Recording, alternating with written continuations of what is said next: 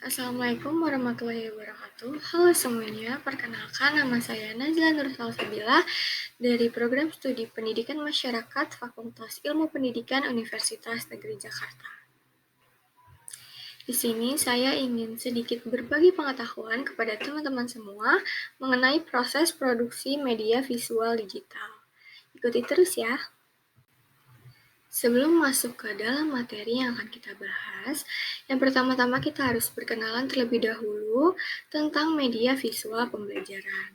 Pengenalan media visual pembelajaran merupakan langkah awal dalam memahami bagaimana berbagai bentuk visual dapat digunakan untuk meningkatkan proses pembelajaran. Media visual mencakup gambar, video, diagram, animasi, dan alat bantu visual lainnya yang dirancang untuk menyampaikan informasi, konsep, atau data dengan cara yang lebih menarik dan mudah dimengerti oleh warga belajar.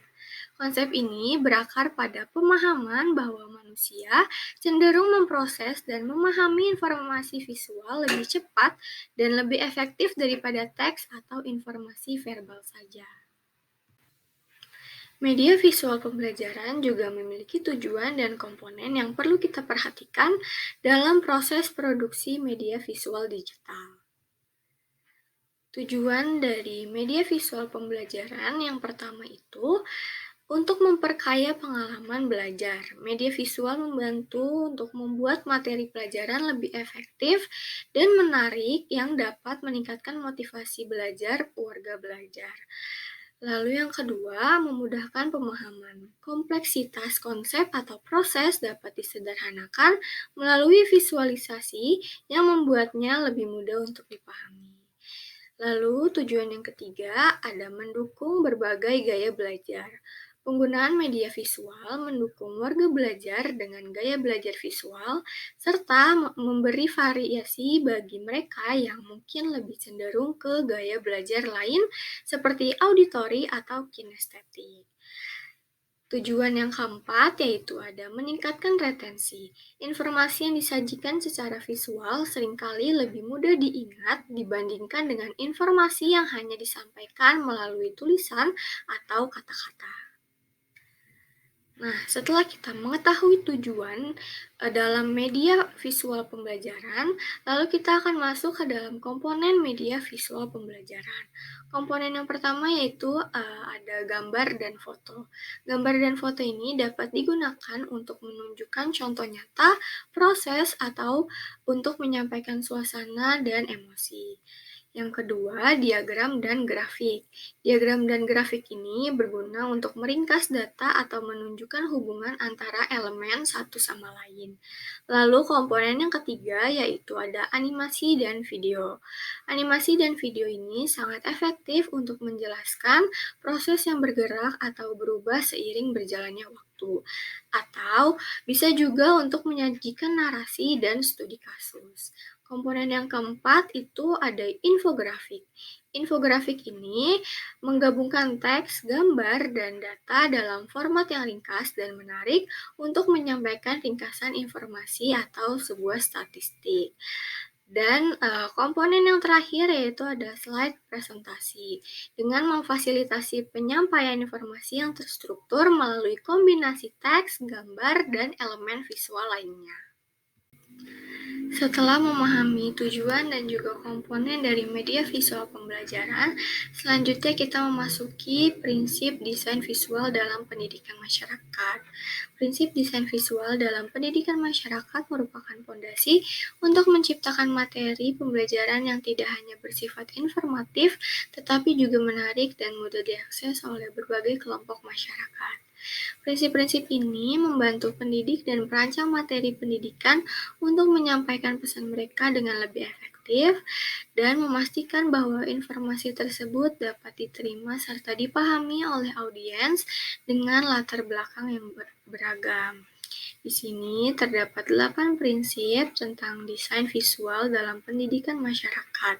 Prinsip yang pertama itu adalah kesederhanaan. Kesederhanaan membantu mempertahankan perhatian audiens pada pesan utama tanpa terganggu oleh detail yang tidak perlu.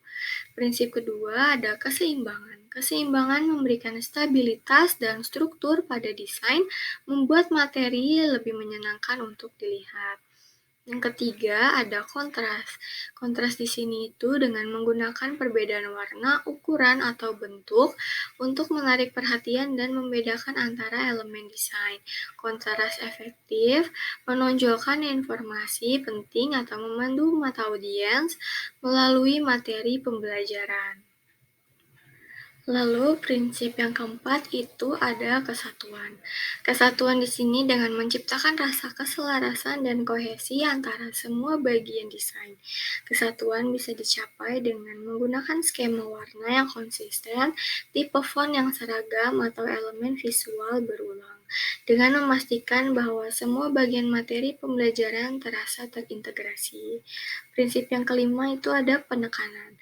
Penekanan dapat dilakukan melalui penggunaan warna yang berbeda, ukuran yang lebih besar, atau elemen visual yang menarik.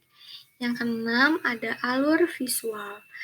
Alur visual ini dengan mengatur elemen desain sedemikian rupa sehingga mata audiens secara alami mengikuti alur informasi yang diinginkan, dari elemen paling penting ke detail tambahan. Hal ini sering dicapai dengan menggunakan garis pandang atau tata letak yang memandu perhatian. Lalu prinsip yang ketujuh ada repetisi. Repetisi di sini maksudnya adalah dengan mengulang elemen visual tertentu seperti warna, bentuk, atau motif untuk menciptakan ritme dan kohesi dalam desain. Repetisi membantu memperkuat identitas dan pesan materi pembelajaran. Dan prinsip yang terakhir yaitu ada ruang negatif. Ruang negatif di sini maksudnya adalah dengan memanfaatkan ruang kosong atau tidak terpakai untuk menciptakan definisi dan memisahkan antar elemen dalam desain. Ruang negatif ini membantu menghindari kekacauan visual dan meningkatkan keterbacaan. Selanjutnya kita masuk ke dalam teknik produksi media visual. Teknik produksi media visual mencakup berbagai metode dan proses yang digunakan untuk menciptakan konten visual yang efektif dan menarik. Ini bisa meliputi segala sesuatu mulai dari fotografi dan videografi hingga desain grafis dan animasi. Masing-masing teknik ini memiliki langkah-langkah khusus yang membantu dalam produksi media visual berkualitas. Teknik yang pertama itu ada fotografi. Dalam fotografi ini memiliki 3 langkah. Yang pertama yaitu komposisi. Mengatur elemen dalam bingkai untuk menciptakan komposisi yang menarik menggunakan aturan sepertiga untuk menyeimbangkan gambar. Yang kedua, pencahayaan. Memanipulasi atau memanfaatkan pencahayaan alami atau buatan untuk menonjolkan subjek dan mengatur mood pada gambar. Lalu langkah yang terakhir yaitu ada perspektif dengan mengubah sudut dan posisi kamera untuk menciptakan kedalaman atau menekankan aspek tertentu dari subjek. Teknik yang kedua itu ada teknik videografi. Dalam teknik ini juga memiliki 3 langkah. Yang pertama ada sinematografi dengan menggunakan teknik seperti angel shot, framing, dan movement untuk menceritakan sebuah cerita atau menyampaikan informasi secara visual. Langkah yang kedua itu ada editing, memotong dan menyusun ulang footage, menambahkan transisi, efek visual, dan audio untuk menciptakan alur cerita yang koheren dan menarik. Langkah yang terakhir dalam teknik videografi ini ada warna. Warna di sini dengan mengkoreksi dan menggrading untuk meningkatkan estetika visual dan menyampaikan suasana tertentu. Teknik yang ketiga yaitu ada desain grafis. Dalam teknik ini juga memiliki 3 langkah. Yang pertama ada tipografi, memilih dan mengatur jenis huruf untuk meningkatkan keterbacaan dan menambahkan gaya visual pada teks. Langkah yang kedua ada palet warna, memilih skema warna yang koheren dan menarik untuk meningkatkan estetika dan konsistensi visual. Langkah yang terakhir dalam teknik yang ketiga ini ada layout. Dengan mengatur elemen desain grafis dalam layout yang jelas dan terorganisir untuk memudahkan navigasi dan pemahaman informasi. Lalu teknik yang keempat itu ada teknik animasi. Dalam teknik ini juga mencakup 3 langkah. Yang pertama storyboarding, merencanakan dan mendesain urutan visual dan aksi melalui storyboard sebelum produksi animasi dimulai. Langkah yang kedua animasi 2 dimensi atau 3 dimensi dengan menciptakan gerakan dalam 2 atau 3 dimensi menggunakan software animasi untuk membawa karakter dan objek agar menjadi hidup. Langkah yang terakhir dalam teknik yang keempat ini ada rigging dan modeling. Untuk animasi 3 dimensi, membuat model digital dari karakter atau objek dan menyiapkan sistem rangka untuk animasi. Teknik yang terakhir yaitu ada teknik integrasi multimedia dengan menggabungkan berbagai jenis media visual dan audio seperti teks, gambar, video, dan suara untuk menciptakan presentasi multimedia yang kaya dan dinamis. Setelah memahami dan mengetahui tentang tujuan, komponen, prinsip, dan teknik dalam media visual pembelajaran, sekarang saatnya kita masuk ke dalam penerapan media visual dalam program edukasi masyarakat. Penerapan media visual dalam program edukasi masyarakat adalah strategi yang sangat efektif untuk meningkatkan kesadaran, pemahaman, dan keterlibatan masyarakat terhadap berbagai isu. Media visual yang mencakup gambar, video, diagram, infografik, dan animasi dapat memudahkan penyampaian pesan yang kompleks atau penting dengan cara yang lebih menarik dan mudah dicerna. Program edukasi yang dapat diterapkan yang pertama itu ada penyuluhan dan kampanye kesadaran. Penyuluhan dan kampanye kesadaran ini dapat disajikan melalui infografik ataupun dengan poster dan banner.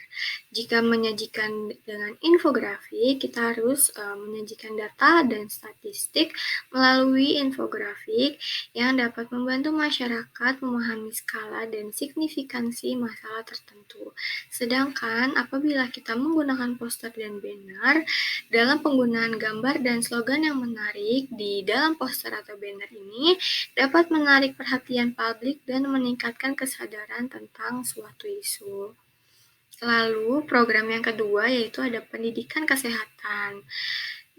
Pendidikan kesehatan ini bisa melalui video edukasi yang dapat digunakan untuk menunjukkan praktik kesehatan yang baik seperti cara mencuci tangan yang benar atau cara yang menghibur dan juga informatif. Lalu selain melalui video edukasi, kita juga dapat menyajikan melalui animasi dengan penjelasan tentang proses biologis atau penyebaran penyakit yang bisa lebih mudah dipahami melalui animasi. Lalu program yang ketiga yaitu pelatihan dan workshop. Pelatihan dan workshop ini dapat dilakukan melalui presentasi visual dengan menggunakan slide presentasi dan ditambah dukungan visual yang kuat. Dapat membuat sesi pelatihan lebih interaktif dan meningkatkan retensi informasi. Atau bisa juga dilakukan melalui demo langsung seperti menampilkan keterampilan tertentu melalui demo langsung dengan dukungan visual yang membantu peserta memahami dan mengingat langkah-langkah yang diperlukan. Program yang keempat itu ada pemberdayaan masyarakat. Program ini dapat dilakukan dengan cerita visual yang menceritakan kisah nyata tentang individu atau komunitas yang berhasil mengatasi tantangan sehingga dapat menginspirasi dan memotivasi masyarakat lainnya. Program yang kelima itu ada edukasi lingkungan. Edukasi lingkungan ini dapat direalisasikan melalui virtual reality atau VR. Pengalaman VR yang imersif dapat digunakan untuk menunjukkan konsekuensi dari perubahan iklim atau pentingnya konservasi alam dengan cara yang sangat berdampak. Lalu yang keenam itu ada penyajian informasi dalam keadaan darurat. Untuk mengimplementasikan penyajian informasi dalam keadaan darurat ini bisa melalui petunjuk visual yang dapat dengan cepat menyampaikan informasi tentang rute evakuasi, langkah-langkah keselamatan, serta juga pusat bantuan. Setelah kita melakukan penerapan media visual dalam program edukasi masyarakat, kita juga perlu mengevaluasi efektivitas media visual pembelajaran. Hal ini membantu pendidik dan pengembang materi pembelajaran untuk memahami seberapa baik media tersebut mendukung tujuan pembelajaran dan meningkatkan pengalaman belajar peserta didik. Evaluasi ini bisa dilakukan melalui berbagai metode dan fokus pada aspek-aspek seperti keterlibatan, pemahaman, retensi, dan penerapan pengetahuan. Melalui evaluasi yang cermat dan responsif terhadap umpan balik, media visual dapat disempurnakan untuk mendukung hasil belajar yang optimal bagi peserta didik. Nah, teman-teman, dari penjelasan tentang media visual dalam pembelajaran, dapat ditarik kesimpulan bahwa pengenalan media visual dalam pembelajaran melibatkan pemahaman tentang kapan dan bagaimana menggunakan berbagai jenis media untuk mencapai tujuan pembelajaran tertentu. Hal ini termasuk desain yang mempertimbangkan faktor-faktor seperti relevansi konten, kejelasan pesan, dan keterlibatan audiens. Edukator dan pengembang konten pembelajaran harus memiliki kemampuan untuk memilih, membuat, dan mengintegrasikan media visual dengan cara yang mendukung tujuan kurikulum dan memenuhi kebutuhan warga belajar. Dengan perkembangan teknologi dan akses yang lebih luas ke alat-alat digital, kemampuan untuk menggunakan media visual dalam pembelajaran menjadi hal yang semakin penting. Hal ini tidak hanya memperkaya proses pembelajaran, tetapi juga mempersiapkan warga belajar dengan keterampilan yang diperlukan untuk navigasi di dunia yang semakin visual. Baik, sekian materi yang dapat saya sampaikan kepada teman-teman pada kesempatan kali ini.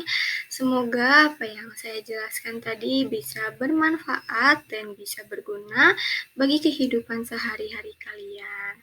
Saya pamit undur diri, kurang lebihnya mohon maaf. Wassalamualaikum warahmatullahi wabarakatuh. Sampai jumpa.